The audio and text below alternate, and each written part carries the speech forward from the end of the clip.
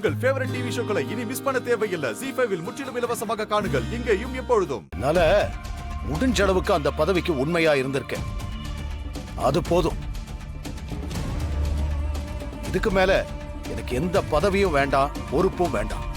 இனிமே இத பத்தி பேசாதீங்க. ஐயா, தயவு செஞ்சு எங்களுக்காக. வேணா ராமசாமி, நான் உங்க மேல மரியாதை வச்சிருக்கேன். என் கோபத்தை உங்ககிட்ட காட்ட வேண்டாம்னு நினைக்கிறேன். இதோட விட்டுருங்க. என்னப்பா ஐயா இப்படி சொல்லிட்டாரு? சரி சரி, வாங்க போலாம். பெரியம்மா, என்ன மாயா இது? அந்த புவனேஸ்வரி கார்த்திகை வச்சு நாடகம் ஆடிட்டு இருக்கா. கார்த்திக் உயிரோட இருக்கிற விஷயத்த நம்ம பேசாம வீட்ல சொல்லிடலாமா? சொன்னா யாரும் நம்ப மாட்டாங்க பெரியம்மா. நமக்கு ஸ்ட்ராங்கான எவிடன்ஸ் வேணும். அவன் போன ஹாஸ்பிட்டல்ல நான் விசாரிச்சு பார்த்தேன். சிசிடிவி கேமராவும் ஃபுட்டேஜ் எல்லாம் டெலீட் ஆயிருக்கு. புவனேஸ்வரி பணத்தால எல்லாரையும் விலைக்கு வாங்கிட்டு இருக்கா. ஆனா என்னைக்கு இருந்தாலும் அந்த கார்த்திக் கண்டிப்பா மாட்டுவான். அதுக்கு முன்னாடி இந்த பிரச்சனையை முடிக்கணும். எனக்கு ரகுராமோட குடும்பம் அழியணும். அதுக்காக நான் என்ன வேணாலும் செய்வேன். இவ்வளவு நடந்தவன் ஒரு சின்ன வருத்தம் தான் எனக்கு. என்னம்மா வருத்தம்? ரகுராம் அவமானப்பட்டு நின்னத அந்த ஜானகி பார்க்காம போயிட்டான். அந்த இடத்துல அவ இருந்திருந்தா அவ கண்ணீர் வடிச்சு நிக்கிறத பார்த்து நான் சந்தோஷப்பட்டேன். என்கிட்ட அன்னைக்கு ஸ்டேஷன்ல வச்சு திமிரா பேசினான். இப்ப என்ன சொல்றான்னு பார்க்கலாம். அந்த பதவி இருந்தாலும் இல்லனாலும் அவரோட மதிப்பு என்னைக்குமே குறையாது. அந்த மதிப்பெல்லாம் போய் ரொம்ப நாளாச்சு. இந்த ஊரே உன் புருஷனை ஒதுக்கிடுச்சு. அது எல்லாத்துக்கும் பின்னாடி நீதான் இருக்கன்னு எனக்கு நல்லா தெரியும் புவனேஸ்வரி. உயிரோட இருக்கிறவன செத்துட்டான்னு நாடகம் ஆடிட்டு இருக்கியே, இதெல்லாம் ஊருக்கு தெரிஞ்சா உன் நிலைமை என்ன ஆகும்னு உனக்கு தெரியுமா? இப்படி ஒரு பொய்ய சொல்லி நீ யாரையும் ஏமாத்த முடியாது. உன் குடும்பம் கொலகார குடும்பம் தான். புருஷனுக்கு என்னைக்குமே அந்த தலைவர் பதவி கிடைக்க போறதே இல்ல. இனிமே அந்த இடத்துல நிரந்தரமா இருக்க போறது நான் தான். உலகத்துல நிரந்தரமான இடம்னு எதுவுமே கிடையாது புவனேஸ்வரி. உன்ன மாதிரி அந்த பதவிய அடுத்தவங்க கிட்ட இருந்து பறிக்கிறதுக்கு இங்க யாருக்குமே தெரியாது. மரியாதை கௌரவம் எல்லாம் தானா தேடி வரணும். அது இனிமே உன் புருஷனுக்கு வரப்போறது இல்ல. ஏன்னா உன் ரகுராமுடைய தலைவர் பதவி எனக்கு வந்திருக்கு. நாளைக்கு உன் குடும்பமே ஏன் காலடியில வந்து விழுந்து கிடக்கும். அது உன் கற்பனையில வேணா நடக்கலாம், ஆனா கனவுல கூட நடக்காது. பார்க்கலாம். நாளைக்கு நான் தலைவி ஆனதுக்கு அப்புறம் உன் குடும்பம் என்ன கதி ஆகுதுன்னு மட்டும் பாரு. இனிமே நீ தினம் தினம் அழுவ. தயாரா இருந்துக்கும். சிவா, அண்ணி சொல்லுங்க அண்ணி.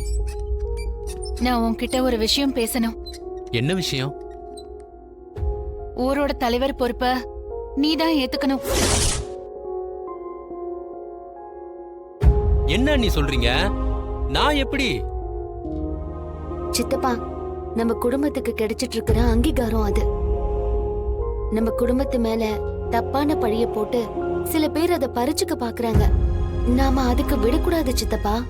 நீங்க தான் அந்த பொறுப்பை ஏத்துக்கணும்.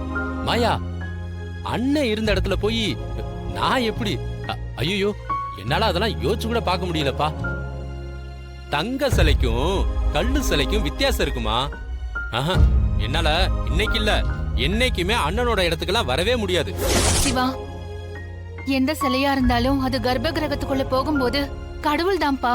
உன் அண்ணனோட திறமையும் நல்ல குணமும் உன்கிட்டயும் இருக்குப்பா. அந்த பொறுப்பு வரத்துக்கான எல்லா தகுதியும் உனக்கு இருக்கு. இல்ல, நீ என்ன பொறுத்த வரைக்கும் அந்த பதவியில அண்ணனை தவிர வேற யாரையுமே என்னால யோசிச்சு கூட பார்க்க முடியல. நாங்க சொல்றத கொஞ்சம் புரிஞ்சுக்கோ சிவா. அந்த புவனேஸ்வரி நம்ம நிலைமைய அவளுக்கு சாதகமா மாத்திக்கிட்டு அந்த பதவியை எடுத்துக்க பாக்குறா.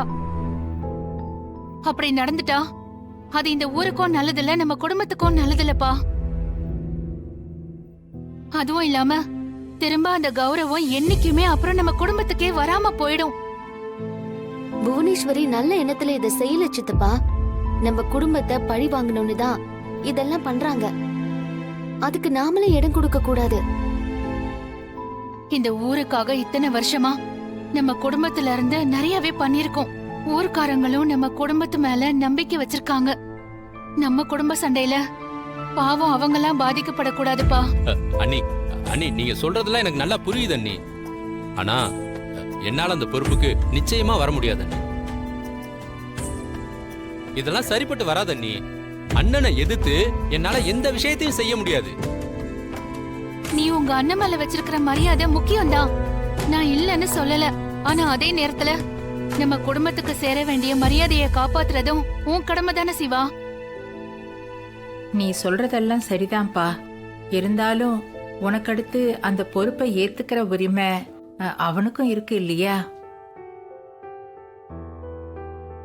அத நான் இல்லைன்னு சொல்லலம்மா.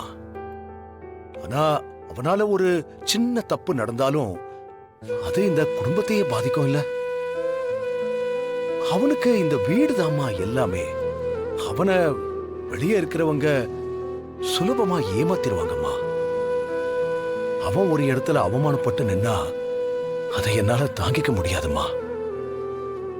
எனக்கு என்ன அவமானம் வந்தாலும் அதை நான் தாங்கிக்குவேன். ஆனா சிவாவுக்கு ஏதாவது மரியாதை குறைவு ஆயிடுச்சுன்னா என்னால அதை ஏத்துக்க முடியாதும்மா. பெரியப்பாவுக்கு அடுத்து நீங்க அந்த பொறுப்புக்கு வந்தா அவருக்கு சந்தோஷம்தான். கண்டிப்பா அவர் இத தப்பா எடுத்துக்க மாட்டாரு. இப்ப நீ இந்த முடிவை எடுக்கலனா திரும்பவும் எப்பவுமே அந்த கௌரவம் நம்ம குடும்பத்துக்கு வராது. என் வாழ்க்கையில தான் என்னென்னவோ நடந்துருச்சு. சிவா வாழ்க்கை சரியா இருக்கணுமா. அவன் யார் முன்னாடியும் தலை குனிஞ்சு நிக்க கூடாது. அவனுக்கு இது வேண்டாமா. சரிப்பா, என்னை விட நீ அவனை நல்லா புரிஞ்சு வச்சிருக்க. ஓ முடிவு எதுவோ அப்படியே நடக்கட்டும். இப்பதாங்க தலைவருக்கான கெத்தோட சூப்பரா இருக்கீங்க. பார்க்கும் போதே கம்பீரமா இருக்கீங்க. போனா உன்னை இப்படி பாக்குறதுக்கு எனக்கு ரொம்ப சந்தோஷமா இருக்குமா. இப்படியே நீ போன ஊர்க்காரங்க உன்னை எதிர்த்து ஒரு வார்த்தை பேச மாட்டாங்க. நான் சொல்றேன் கேட்டுக்கங்க. இனிமே இந்த ஊருக்கு எப்பவுமே நீங்க தாங்க தலைவர். அதானே இப்ப நடக்க போகுது. ஏங்க அப்படியே என்னோட விஷயத்தையும் மறந்துடாதீங்க. என்ன விஷயம்? இல்ல இந்த பள்ளிக்கூட விஷயத்துல என்ன முடிவு பண்ணிருக்கீங்கன்னு கேட்க வந்தேன். அதான் நம்ம ஊருக்கு ஸ்கூல் வரணும்னு ஊர்க்காரங்க கேட்டுக்காங்கல்ல. அம்மா நீ என்னம்மா முடிவு பண்ணிருக்க? எனக்கு இந்த ஊர் விஷயத்தை பத்தி எல்லாம் கவலை இல்ல. நான் இந்த பதவிக்கு வந்ததும் ரகுராம தோக்கடிச்சு அவன் குடும்பத்தை நடுத்தெருவுக்கு கொண்டு வரணும். அதை தவிர வேற எதுவுமே எனக்கு முக்கியம் இல்ல. ஜீ5 ஆப்பை டவுன்லோட் செய்து அனைத்து எபிசோடுகளையும் இலவசமாக பாருங்க.